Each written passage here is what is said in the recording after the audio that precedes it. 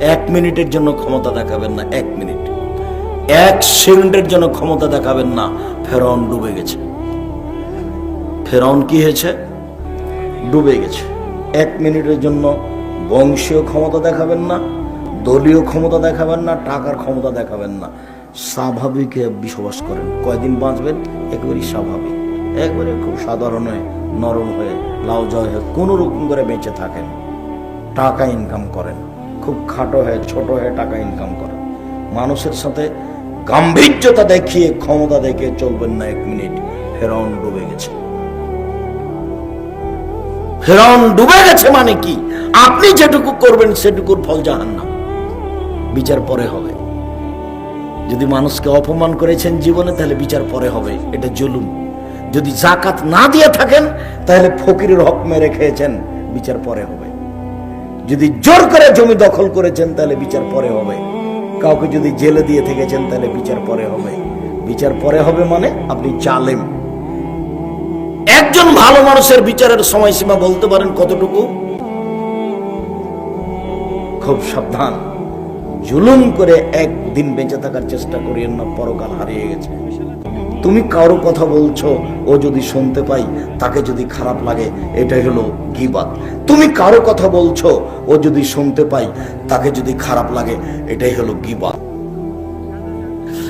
যার কারণে ছেলেপিলা যখন আমাকে কিছু বলে যে আপনার ব্যাপারে কত বলছে, আপনি একটু বলেন না কেন? তা আমি বলছি, তার নামটাই তো আমি নেওয়া খারাপ মনে করি, বলবো কি? আমি যখন বললাম যে আমি তো তোমাকে মানুষই মনে করি না, তুমি কি মনে করছো সহজ ঠেলায় বলেছি কথা? কত যে সে বিরক্ত করতে চেষ্টা করেছে, তার কোনো হিসাব নাই। তাহলে বসতে হবে মানে ক্ষতি বলে না। সম্মানিত দিনী ভাই বোন, রাসূল সাল্লাল্লাহু আলাইহি সাল্লাম বলেন, মানুষ যদি অন্যায় করে থাকে, আপনি যদি বলেন, তাহলে গীবত, পাপ কঠিন হয়ে গেছে। যদি না করে থাকে, আপনি বলেন, তাহলে অপবাদ, দুটাই কঠিন। আবু হুরায়রা রাদিয়াল্লাহু তাআলা আনহু বলেন, রাসূল সাল্লাল্লাহু আলাইহি সাল্লাম বলেছেন, লামা ওরেজা বি রাব্বি, আমার প্রতিপালক আমাকে উপরে নিয়ে, তাহলে আল্লাহ তার পিছনে লেগে যাবেন। আল্লাহ যার পিছনে লেগে যাবেন, আল্লাহ তাকে অপমান করেই ছাড়বেন। ও যদি তার বাহনের পেটের ভিতরে লুকিয়ে যায়, তবুও কথা শেষ আমি স্পষ্ট করি, আপনি যদি আমার বদনাম করেন, বদনাম করার পরে যদি আমেরিকা চলে যান, আপনি সেখানেও অপমান হবেন। আপনি যদি আমার বদনাম করেন, বদনাম করার পরে যদি আপনি পাথরের ভিতরে ঢুকে যান, সেইখানে আপনাকে অপমান করার ব্যবস্থা আছে আল্লাহর হাতে। তা আল্লাহ নবী বললেন যে ও যদি তার বাহনের উঁটটার পেটের ভিতরে ঢুকে যায়, তা আল্লাহ তার উঁটের পেটের ভিতরে তাকে কি করে ছেড়ে দিবেন? অপমান করে ছেড়ে দিবেন। খুব ভালোভাবে মনে রাখেন, জীবনে কোনোদিন মানুষের বদনাম করতে যাবেন না, নইলে আল্লাহ আপনার বদনাম করতে লাগবেন। আমাদের প্রতিষ্ঠানের ওখানে একটা লোক আছে, তো ওকে বলছে বদনাম কমিটির সভাপতি। সবাই এখন বলছে, ও তো মনে করছিল যে আমি একটা সফলতা অর্জন করছি জামিয়া সালাফের বিরোধিতা করে। এখন সবাই কি বলছে ওর কথা? বদনাম কমিটির সভাপতি। তাহলে এটা কি খারাপ হলো না ভালো হলো? কত খারাপ। তাকে এখন বলছে তুমি নাকি বদনাম কমিটির সভাপতি। আর যদি আপনি বদনামের হার দেখেন, আমিও দেখে অবাক হই। আমি আপনারটা জানি না, আমি নিজেরটাই বলছি, আপনারটা এটা এরকমই আছে, তার চেয়ে বেশি আছে। কারণ আপনি এই সমাজে বসবাস করেন, সমাজে মানুষ বসবাস করে। খুব সাবধান, বদনাম গীবত খুব কঠিন জিনিস। রাসূল সাল্লাল্লাহু আলাইহি সাল্লাম বলেন, পৃথিবীর মানুষ শুনে রেখো, লা ইয়াদখুলুল জান্নাতা, সে ব্যক্তি জান্নাতে যাবে না যে বদনাম করে। আবার বলছেন, মাইয়াজমান লি মা বাইনা লাহিয়াহি ওয়া মা বাইনা রিজলাই আজমাল্লাহুল জান্নাহ। পৃথিবীর মানুষ, তোমরা যদি দুইটা জিনিসের জিম্মেদারি নিতে পারো, আমি মুহাম্মদ সাল্লাল্লাহু আলাইহি সাল্লাম জান্নাতে নিয়ে যাওয়ার জিম্মেদারি নিলাম। এক, মুখে বদনাম করবে না। দুই, জেনায় লিপ্ত হয়েও না। কিভাবে জান্নাতে নিয়ে যেতে হয় সেটা আমি দেখে নেব, বুখারী মুসলিম। দুইটা রাসূল সাল্লাল্লাহু আলাইহি সাল্লাম বলছেন, সঙ্গে সাথে বলতে পারো মানুষকে পিছন দিক থেকে ধাক্কা মেরে জাহান্নামে নিক্ষেপ করে কি? সঙ্গে সাথে বলতে পারো মানুষকে পিছন দিক থেকে জাহান্নামে ধাক্কা মেরে নিক্ষেপ করে কি? সঙ্গে সাথে বলতে পারো মানুষকে ধাক্কা দিয়ে জাহান্নামে নিক্ষেপ করে কি? এ কথা বলতে বলতেই ফাঁকা জলে সানাহু জিভাটা ধরে নিয়েছেন। জিভা মানুষকে পিছন দিক থেকে ধাক্কা মেরে জাহান্নামে নিক্ষেপ করে।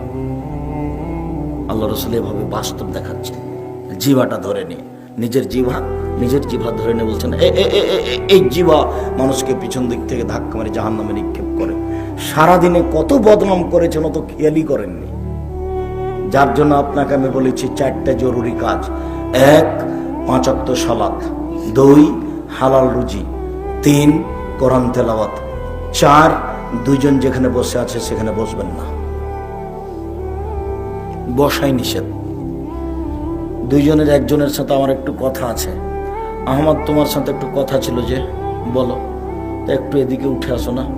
এই আব্বা বলছিল তুমি কালকে আমাদের সাথে দেখা করবে কিনা, আব্বার সাথে এটুকু বলতে এসেছি। আচ্ছা আমি চেষ্টা করব। আচ্ছা ঠিক আছে, আসসালামু আলাইকুম। দোকানে জিনিস কিনতে গেছেন, সবাই বসে আছে সামনে, ল্যাংটা মেয়ে নাচছে। জি আসসালামু আলাইকুম, আমাকে 1 কেজি লবণ দেন তো, আর 200 মরিচ দেন, আর একটা গোঁড়া মশলার প্যাকেট দেন। জি, লেনদেন হয়েছে, আসসালামু আলাইকুম। এখানে 1 মিনিট থামবেন না। 1 মিনিট থামা জায়েজই নয়। না থামে তো মানুষ বেঁচে আছে দুনিয়াতে।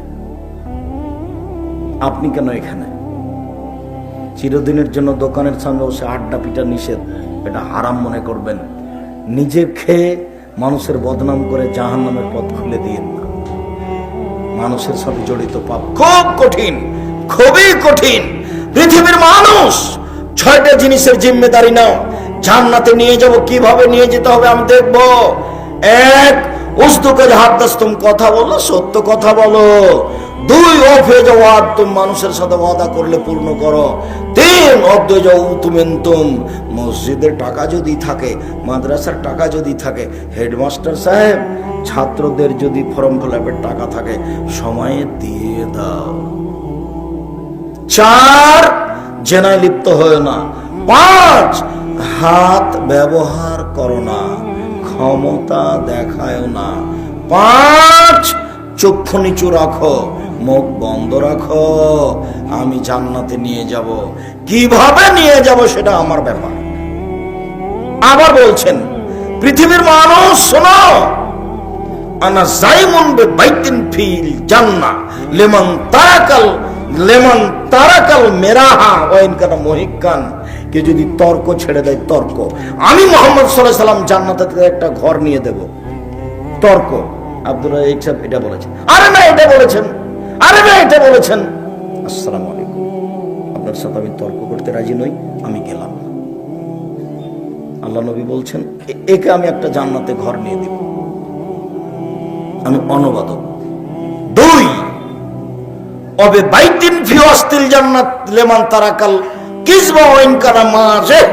কেউ যদি মিথ্যা কথা বলা ছেড়ে দেয়, আর কোনোদিন মিথ্যা বলবো না, মজাক করে হলেও মিথ্যা বলবো না। আমি মুহাম্মদ সাল্লাল্লাহু আলাইহি সাল্লাম তাকে জান্নাতের মাঝামাঝিতে একটা ঘর নিয়ে দেব। তারপরে বলছেন, পৃথিবীর মানুষ শুনে রেখো, লেমান হাসানা খলকাহু, যে তার চাল চলন চরিত্রকে ভালো করলো, আমি মুহাম্মদ সাল্লাল্লাহু আলাইহি সাল্লাম তাকে জান্নাতুল ফেরদাউস নাস্তায়ে হাক্কাল হায়া। আল্লাহ নবী, আমরা তো আল্লাহকে সত্য সত্যই লজ্জা করি, আমরা তো আল্লাহকে সত্য সত্যই লজ্জা করি। আরে না না না, তোমরা যেটা বলছো আমি সেটা বলিনি। সত্য সত্যই লজ্জা হচ্ছে মাইয়াহফাজির রাসা ওয়া মা হাওয়া, যে তার মাথাকে হেফাজত করে সে হলো সত্য সত্যই লজ্জা করে। যে তার পেটকে হেফাজত করে সেই সত্য সত্যই লজ্জা করে। যে মরণকে স্মরণ করতে পারে সেই সত্য সত্যই লজ্জা করে। 3টে কথা বললেন। মাথাকে হেফাজত করে মানে, এটা আবার কোন কথা? মাথাকে হেফাজত করে মানে চোখকে কন্ট্রোলে রাখে। মাথাকে হেফাজত করে মানে কানকে কন্ট্রোলে রাখে। মাথাকে হেফাজত করে মানে জিহ্বাকে কন্ট্রোলে রাখে। আইনানে তাজনিনে জেনা হুমান নাজর, দুই চোখের জেনা হচ্ছে চোখ দিয়ে দেখা। অলজমানে জেনা হল ইস্তেমা, দুই কানের জেনা হচ্ছে কান দিয়ে শোনা। অলিয়াদ জেনা হাল বাদশ, হাতের জেনা হচ্ছে হাত দিয়ে ধরা। আর রিজল জেনা হাল মাসি, পায়ের জেনা হচ্ছে পা দিয়ে চলা। জেনাল কালব তাতমানা তাস্তাহি, অন্তরের জেনা হচ্ছে পরিকল্পনা করা। জেনাল নুতক, জিহ্বার জেনা হচ্ছে কথা বলা। এগুলো সব জেনার মাধ্যম। যে তার কানকে হেফাজত করে এইসব গান কানে শোনে না, যে তার চক্ষুকে হেফাজত করে এইসব অশ্লীল ছবি দেখে না, যে তার মুখকে কন্ট্রোল করে মানুষের বদনাম করে না, সেই সত্য সত্যই আল্লাহকে লজ্জা করে। সত্য সত্যই আল্লাহকে লজ্জা করা, তার মানে মুখে আর কোনোদিন এরকম কথা হবে না। আবু হুরায়রা রাদিয়াল্লাহু আল্লাহ রাসূল বলেন তো কি জিনিস মানুষকে বেশি বেশি জাহান্নামে দেয়? আল্লাহ রাসূল একটু বলেন তো।